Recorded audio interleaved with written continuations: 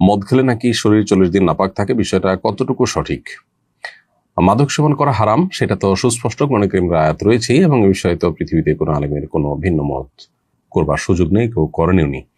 So মাদক সেবন করা হারাম সেটি আপন জায়গায় ঠিকই আছে, কিন্তু এর মানে এই নয় যে মাদক সেবন করলে, মদ পান করলে 40 দিন পর্যন্ত শরীর নাপাক থাকে, কারণ এরকম কোনো কথা হাদিসে বলা হয়নি। এই জন্য মদ পান করলে 40 দিন শরীরে নাপাক থাকার ধারণা সঠিক নয়। হ্যাঁ, এই মর্মে একটি হাদিস পাওয়া যায় যে কেউ মাদক সেবন করে যদি মাতলামি এসে যায় তার মধ্যে, তাহলে 40 দিন পর্যন্ত তার ইবাদত কবুল হবে না, নামাজ কবুল হবে না, সেটা হাদিসে আছে, কিন্তু শরীর নাপাক থাকবে 40 দিন এমনটি বলা হয়নি। আর মদ মূলগতভাবে নাপাক কিনা সেটা নিয়ে আমাদের মধ্যে একাধিক মত আছে। হারাম হওয়ার ব্যাপারে কোনো সন্দেহ নেই, সব হারামই নাপাক কিনা সেটা নিয়ে ভিন্ন মত আছে, যদিও অধিকতর বিশুদ্ধ মত হলো যে হ্যাঁ, এটা শুধু হারামই নয় বরং নাপাকও। বাট বিষয়ের মতো পার্থক্য আছে। সাহাবায়ে কেরাম মদ হারাম হওয়ার পর মদের ভাঁড়গুলো ইয়েতে আপনার রাস্তায় তারা ফেলে দিয়েছেন।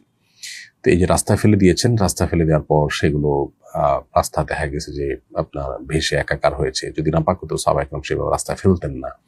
এরকম একটা যুক্তি যারা বলেন যে মাদক হারাম হলেও সেটা গায়ে লাগলে নাপাক হবে না, এই মতের যারা প্রবক্তা তারা এটাকে যুক্তি দেন, এবং আরো অনেকগুলো যুক্তি তাদের আছে, এবং একইভাবে বিপরীত মতেরও যুক্তি আছে।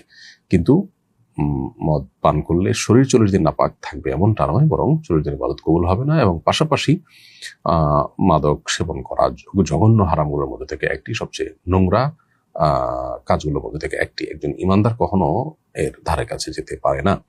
আমাদের অনেকেই আছেন যারা বিভিন্ন দেশে বসবাস করেন, যেখানে হয়তো মুসলমানদের সংখ্যাধিক্য নয় মুসলমানরা, সেখানে অনেকেই পানির মতো করে মাদক সেবন করার পরিবেশ মুসলিমদেরকে দেখে অনেকে সেটাতে অভ্যস্ত হয়ে পড়েন, অনেকে দেধারসে সেটা গ্রহণ করেন। তো আল্লাহর ভয় যাদের মধ্যে আছে তাদের উচিত এই বিষয়গুলোকে পরহেজ করে চলা এবং হারাম থেকে বেঁচে থাকা, যদি আখিরাতের প্রতি ন্যূনতম ইয়াকিন বা ঈমান বিশ্বাস থাকে।